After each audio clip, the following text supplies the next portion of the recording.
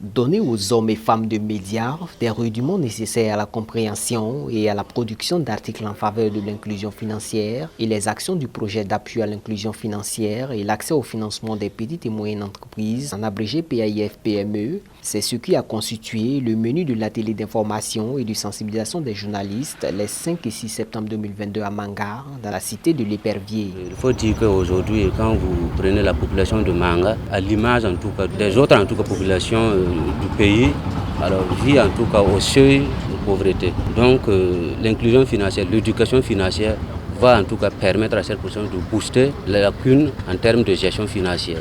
Donc déjà, c'est vraiment un projet qu'il faut remercier. Vous serez tout à fait d'accord avec moi qu'on ne peut pas travailler en vase clos. Il faut que ce qui est fait à l'attention de la population soit porté à son attention. C'est pour ça que nous pensons qu'aujourd'hui, il est grand temps que nous organisons cet atelier avec les chargés des médias pour vraiment nous accompagner éventuellement à ce que l'information juste puisse parvenir aux bénéficiaires. C'est vrai que ça fait déjà 3 ans que nous travaillons. On a eu des rencontres de sensibilisation dans les différentes régions, mais de façon particulière, nous n'avons pas échangé avec les journalistes et nous estimons que c'est mieux de nous approcher d'eux pour leur dire ce qu'on fait, pour éventuellement avoir l'information juste pour la population. Durant donc ces 48 heures d'atelier, les spécialistes du domaine ont échangé avec les participants sur les questions d'inclusion financière. Ça passe forcément par une ouverture de compte auprès d'une banque, d'une institution de microfinance. Ça peut également être des comptes dans des opérations de téléphonie mobile comme Orange Move.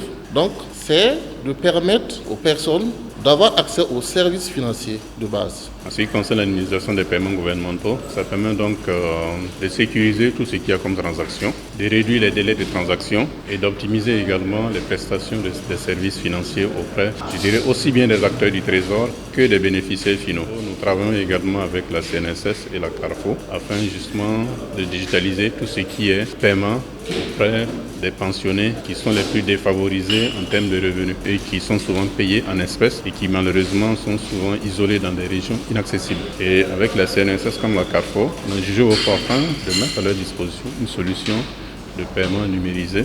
La stratégie de communication du PAIF-PME s'en trouve ainsi renforcée par cet atelier. Autant les participants s'estiment enrichis, autant le PAIF-PME trouve que de réelles bases d'une collaboration fructueuse sont jetées. Nous avons appris le terme inclusion financière.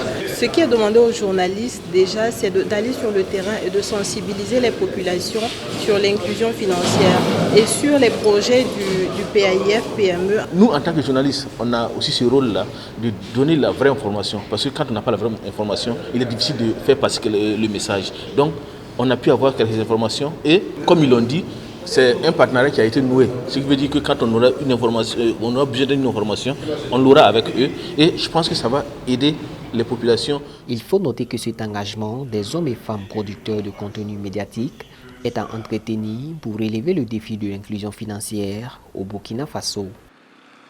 Boama TV, l'autre télé by ProOrg.